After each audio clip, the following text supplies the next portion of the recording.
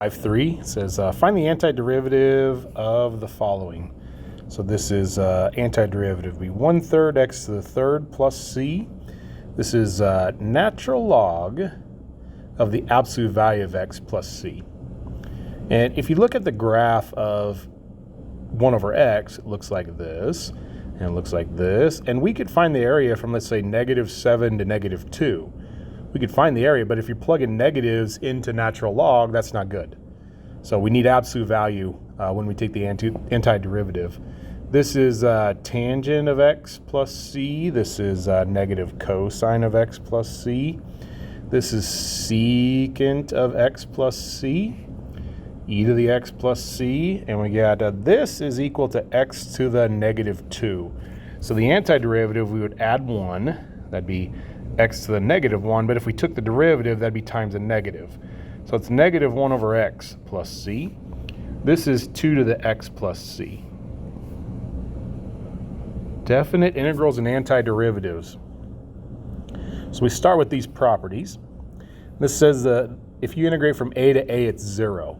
Well, imagine you had a graph, and I don't know, it looks like this, and you integrated from a to b, you would have some area. But if you integrate from a to a, there's no area. So that's 0. Here we have, what do we have? If we integrate from a to b and then b to c, so integrate from a to b, and let's say we had a c over here, and then b to c, that's the same as integrating from a to c, because we're just adding up the areas. You can pull a constant out of anything, so the constant's out front, even a -1, so you can pull a -1 out. If you take the integral of f of x plus g of x, you could do the integral of the functions individually, and that's going to give you the same answer.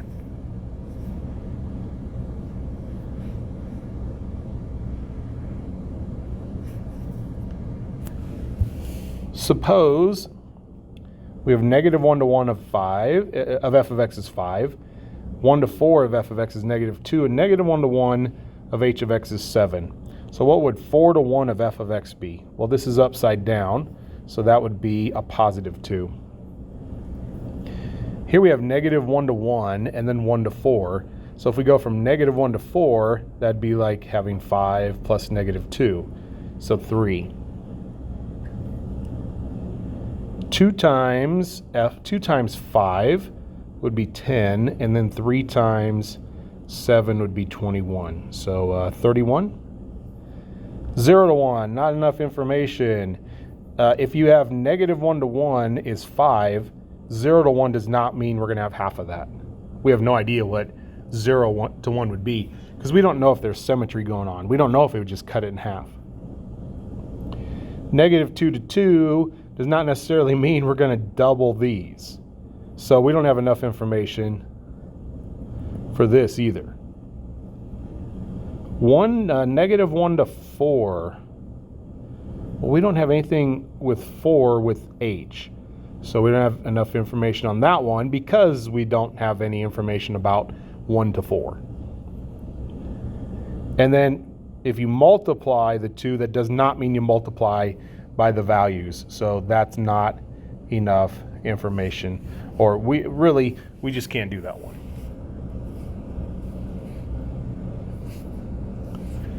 Integral of 6 dx can be evaluated using area. Well, the function is y equals 6. So here's the function graphed right there. And we're going from 2 to 8. So we can get this area. That's what integral really means.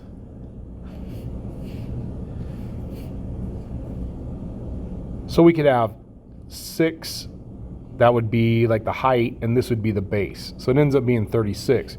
But look, if you distribute the 6 through, we have 6 times 8 minus 6 times 2. That's 48 minus 12. You get the same answer. So to evaluate an integral, you take the antiderivative, plug in the 8 into x, and that would get you this piece right here. Plug the 2 into x right there. They give you this piece, and then subtract them, and that's how you're going to get the answer. So it's top minus bottom. Top minus bottom. Excuse me, when we evaluate. Well, the antiderivative of, I got it. This is 3 halves x to the x squared, and we're evaluating from 1 to 2. So 3 halves times 4 minus 3 halves times, well, 1 squared, but that's 1. And so we have 12 halves minus 3 halves is 9 halves. Here we have the antiderivative is the natural log of the absolute value of x, and then evaluated from 2 to 8. So that's natural log of 8 minus natural log of 2. That's natural log of 8 over 2. That's natural log of 4. But AP doesn't like to leave something as a power. So, like 4 is 2 squared. So we have natural log of 2 squared, and then the power property says you can bring that power down. So it'd be 2 natural log of 2. And that's probably what you would see as an answer on multiple choice.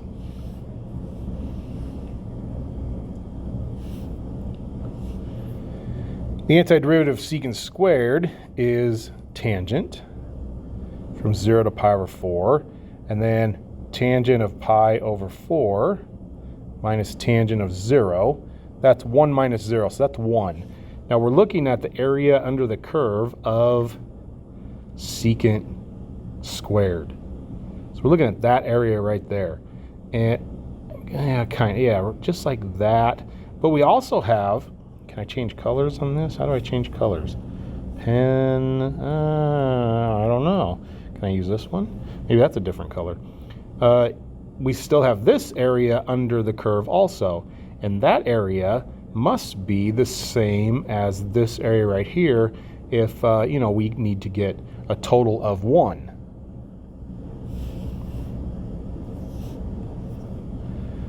Find the average velocity if s of t is t squared minus 4t on the interval 1 to 3. Well, average velocity when you're given the position function is the slope of the secant line. So we need s of 3 minus s of 1 over 3 minus 1. So let's get that value. Let's see, 9 minus 12 is negative 3 minus, plug 1 in, 1 minus 4, that's negative 3 also, over 2. So that's 0 over 2. So that ends up being 0. Now down here we're supposed to find the average velocity if we're given velocity. So up here we're given position, here we're given velocity. So I set it up so that you should get the same answer. It should be the same thing. All right, so let's see how we can do that. We're going to take the integral of from 1 to 3 of 2t minus 4 dt. And what if we just did that? What if we integrated? Here's what we'd get. We'd get t squared minus 4t. So I set it up so that we perfectly back up to the position function. So if we were to finish this, we need to kind of accomplish this right here. Now we're integrating from 1 to 3. So let's see what we get. We plug the top in, that'd be s of 3. So we could do this. 9 minus 12 is negative 3 minus, if we plug 1 in, we get 1 minus 4, that's negative 3. So we actually get the top piece. What we're missing is the bottom piece. But that's how we find the average value of a function. We include 1 over 3 minus 1. Or in the book, they'll call this the A, this the B. It's 1 over B minus A. So up front, we need 1 over B minus A if we're going to find the average value of a function. So that puts let's go over here. That puts 2 over there. See that this will come over here. And that's 0 over 2, 0. And so we end up with the same exact process, not process, but the same steps there at the end. And I even make a note down here, part B is how to find average value of a function, not just average velocity. And here it is kind of summed up in a chart. The average value of a function is 1 over b minus a, integral from a to b of f of x. Find the average value of the function on 0 to 3. Does f actually take on this value at some point in the given interval? I said use a calculator, but I don't see really why I put that. Let's go 1 over 3 minus 0, integral from 0 to 3 of 4 minus x squared dx. So that's 1/3 times, let's see, 4x minus 1/3 x to the third from 0 to 3. So that's 1/3. 12 minus 27 over 3 minus 0, which is 1/3, and it's 12 minus 9 times 3. So that ends up being 1. So the question is 4 minus x squared ever equal to 1? So negative x squared is equal to negative 3, x squared is equal to 3. So x is the square root of 3. That's where the function takes on 1 in between 0 and 3. And that leads us into the mean value theorem for definite integrals. If f is continuous on a to b, then at some point c and ab, f of c is equal to its average value. And that's what we just showed. Find integral from 0 to pi of sine of x using the formula. So just using the process, that's negative cosine of x from 0 to pi.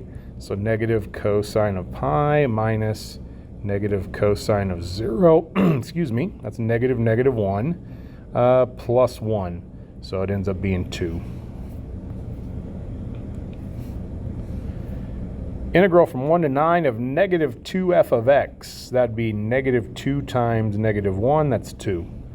F plus h would be 5 plus 4 is 9. 2 times, let's see, 2 times f of x would be 10.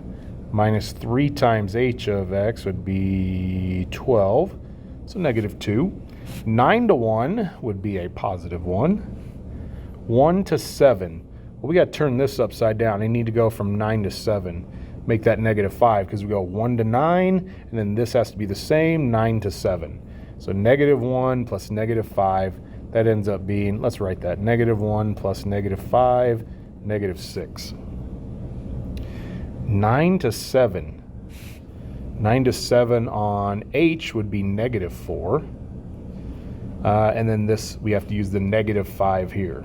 So that's 1.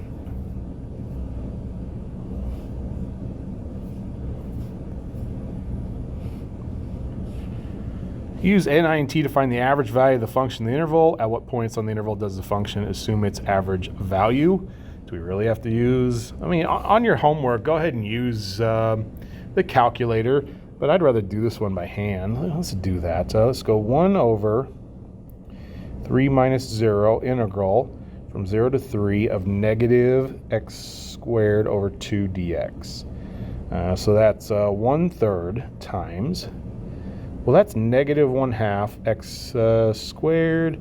So that's going to be negative 1/6 x to the third from 0 to 3. So that's 1/3 times negative 27 over 6. So that's negative 9/6, negative 3/2. So negative 3/2 is equal to x squared over 2 negative. So x squared is equal to 3. So x is equal to square root of 3. So that's where the function takes on its average value. Find the average value of the function on the interval without integrating by appealing to the geometry of the region between the graph and the x-axis. So it's still the average value, let me get it, it's about right there.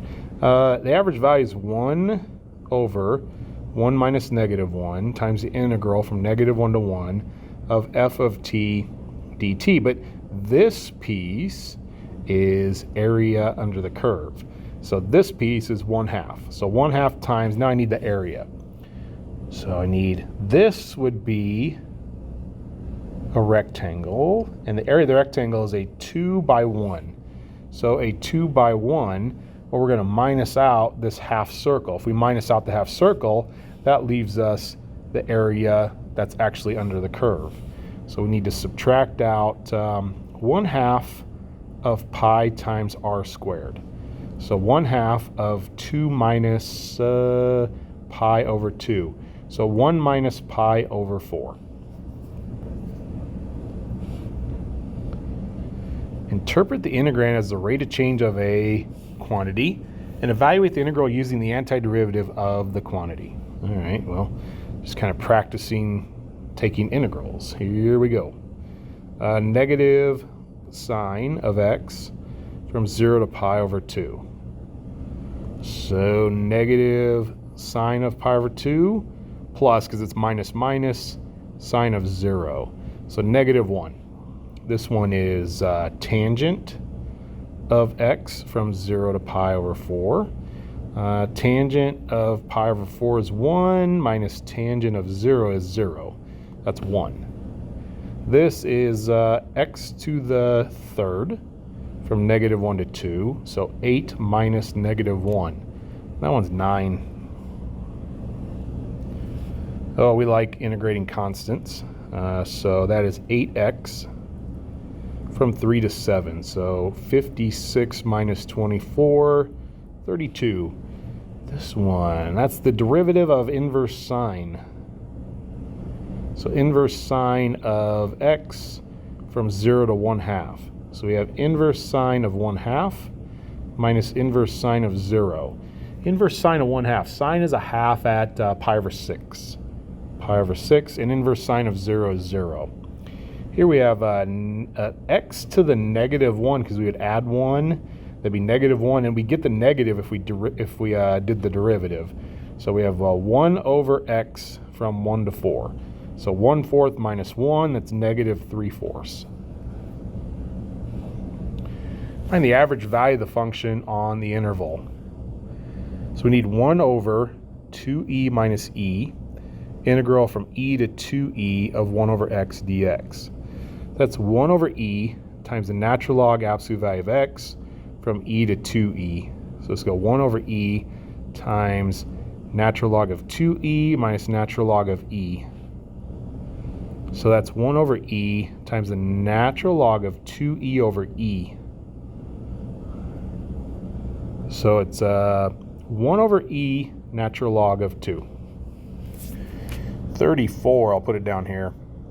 1 over 1 minus 0, integral from 0 to 1 of 1 over 1 plus x squared, which that's the derivative of inverse tangent. So this ends up being 1, so I need inverse tangent of x from 0 to 1. That is inverse tangent of 1 minus inverse tangent of 0. That's pi over 4. Let's make room for 36 here. So 36 is 1 over pi over 3 minus 0, then integral from 0 to pi over 3 of secant of x, tangent of x dx. So that's 3 over pi. So it's like reciprocal of pi over 3. And then secant of x from 0 to pi over 3. So 3 over pi. Secant of pi over 3 minus secant of 0. Secant's the reciprocal of cosine. So here's 3 over pi. See, cosine of pi over 3 is a half, so that's 2. And cosine of 0 is 1, so that's minus 1. And so it ends up being 3 over pi.